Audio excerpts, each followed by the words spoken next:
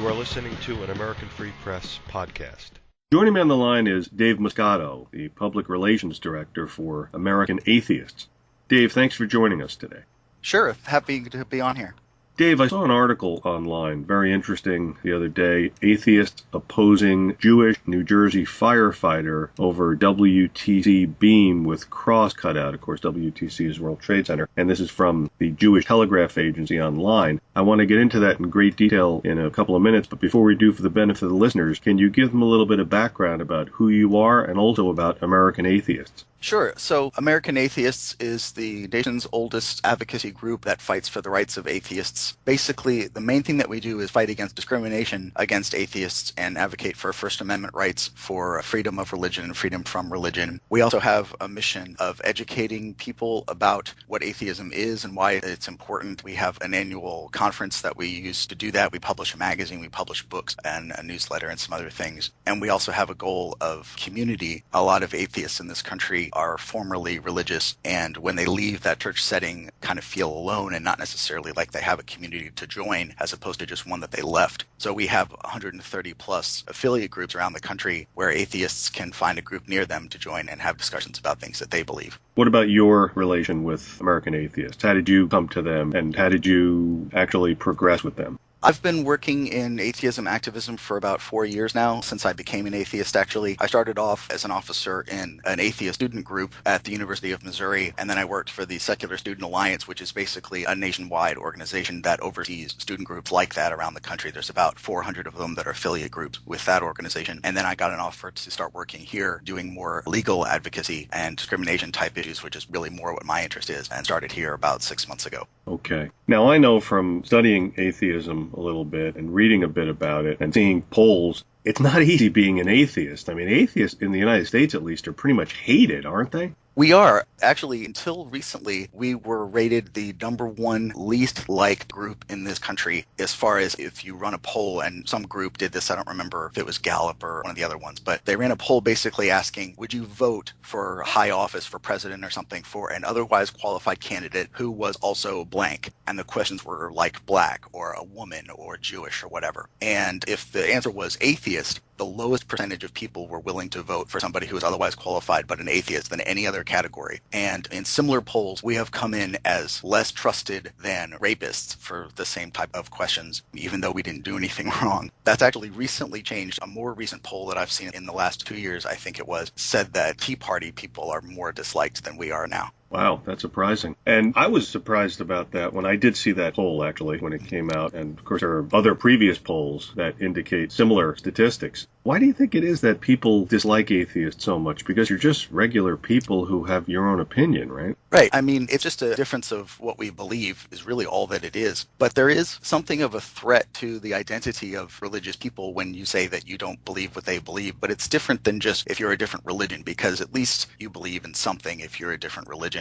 But when you come across somebody who's an atheist, they're not just saying that I interpret God differently than you interpret God. They're saying you're delusional about God, that this is imaginary and it's in your head and there really isn't one. And that's threatening to the way that these people identify. It's not just that they believe Christianity or whichever religion they are. They identify as a Christian, and it feels like an attack on them. And I think that's understandable. I'm a former Christian myself, and I think that, I can see how that works. And as a self-defense mechanism of religion itself, in the way that it keeps people religious as a system, is by systematically, literally demonizing people and ideas that try to tear it down, atheists among them. It's actually in the Bible that you're supposed to stone non-believers to death if you come across them. That's very nice. Really, it's an amazing reaction, at least in this country. I don't know what it's like overseas. Are you familiar with that? It depends on the country. In places like Sweden or Norway or Denmark or places like that, the majority of the population are atheists. The subject of religion very rarely comes up at all. If you're found out to be religious, you're more likely to get laughed at than anything, and it's not really that big of a deal, but it's just assumed that you don't believe in that in those areas. Now, if you're talking about some place like Liberia or Bangladesh or something like that, where 100% of the population is religious, in Bangladesh, it's illegal to be an atheist, and there's actually a situation going on there right now where these bloggers, they're atheist bloggers, but they do it under pseudonyms so that they don't get arrested. There's death threats on them, and some of them have been arrested. One of them has already been executed. It's pretty bad. They don't have freedom of speech when it comes to religion over there. Pretty amazing. I guess the most public face of at least atheism here in the United States might be Richard Dawkins. Would I be correct?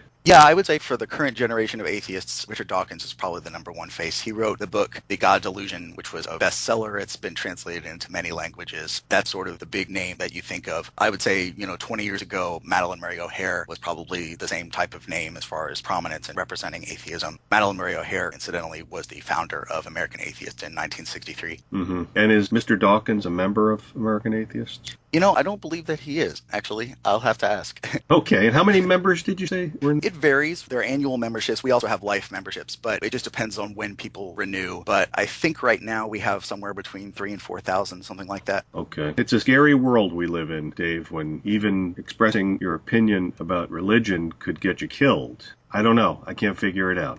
Yeah. Let's get to this article. Atheists opposing Jewish New Jersey firefighter over WTC beam with cross cutout. Of course, American Atheists is based out of New Jersey, but obviously they serve the entire country. Here, this article says a Jewish firefighter in New Jersey who wants to display a beam from the World Trade Center with a Christian cross cut from it is meeting opposition from an atheists group. Roy James, the deputy fire chief in Princeton, requested the beam be used as part of a planned local 9/11 memorial in the southern New Jersey township.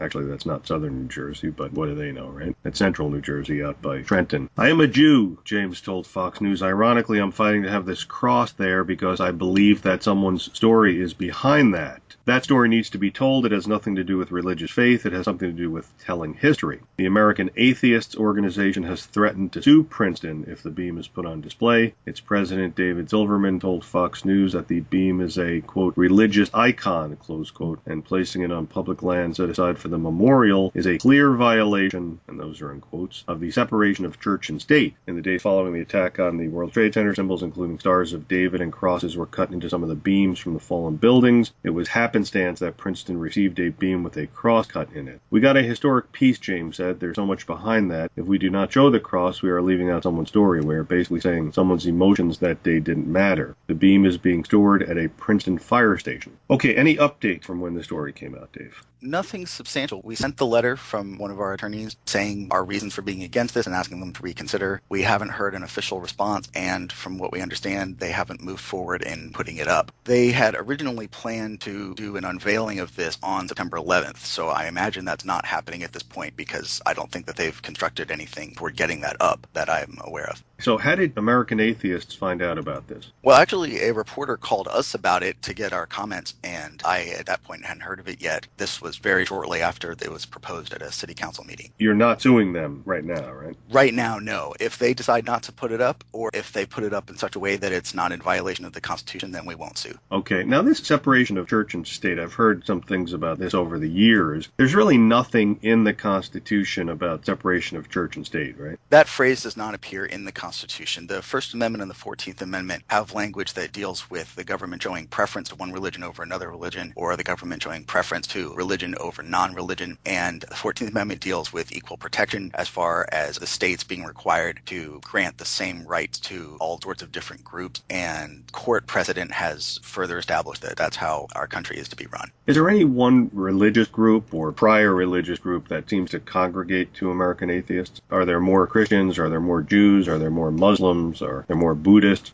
Buddhists, for the most part, are actually mostly atheists anyway, just because Buddhism doesn't really have a teaching of a god as part of its doctrine. But just because we are based in the United States and something like 75% of Americans are Christian and many atheists are formerly religious, the majority of our members, I would say, are most likely former Christians. We do have many former Jewish members and people who were raised atheist and so on. But if I had to guess, I would say that they're probably mostly Christian just because of the demographics of this country.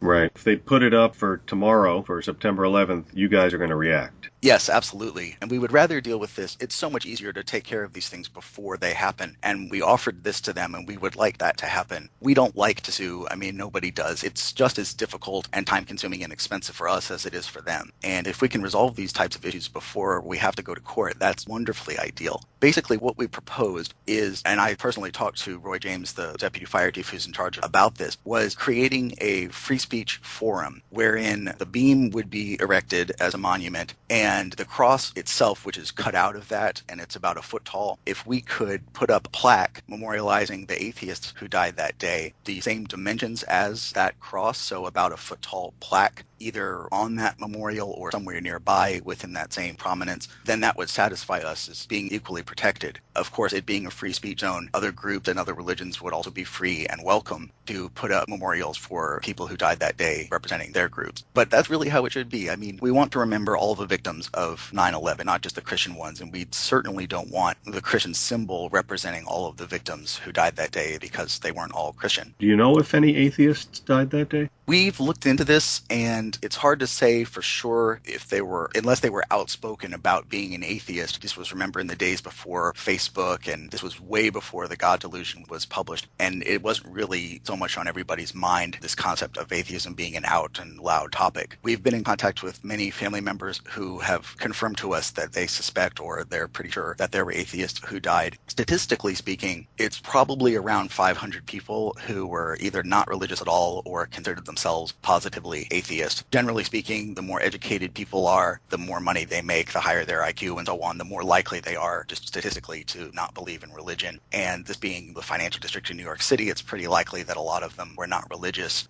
Yeah, so about 500 people is our best estimate for how many people were not religious who died that day. How many lawsuits does American Atheists have ongoing at any one time, average? Oh gosh, it really depends. I think right now we have 4 or 5, but it just really depends on what comes up. We've got a case against the IRS right now. We've got a case that was recently resolved in Florida about a Ten Commandments monument. Yeah, several others, but somewhere in that range. Yeah, I was going to ask you about that IRS lawsuit because I saw that on your website. And by the way, the website is atheists.org. The lawsuit against the IRS is because when nonprofits are filling out their IRS paperwork, like their Form 990s, and you guys are what's called a 501c3, which I think the 501c3 you have to reveal who the donors are. I think the 501c4 they don't have to reveal who the donors are. But you guys are treated differently from groups that just say, hey, we're a religious group. They don't have to reveal anything. Right? That's pretty much it, yes. On the Form 990, there's a lot of information that is of interest to the general public. Basically, the purpose of tax exemptions for nonprofits is that we are serving some public good, something that the government would have an interest in the people receiving this benefit. And the reason that the tax advantages are offered is because we're basically saving the government effort or money in something that they would otherwise be interested in offering themselves, more or less. We are an educational nonprofit. We have a rare book library that's open to the public. We do speeches and lectures and things like that for the benefit of the public. And as a result, we're offered these advantages for our donors and for ourselves as far as we don't have to pay taxes on things that we buy and so on. Yeah, so on this Form 990, we lay out for the public all sorts of information about how we're spending our money, about, like, for example, our staff salaries, that's public record, all sorts of different things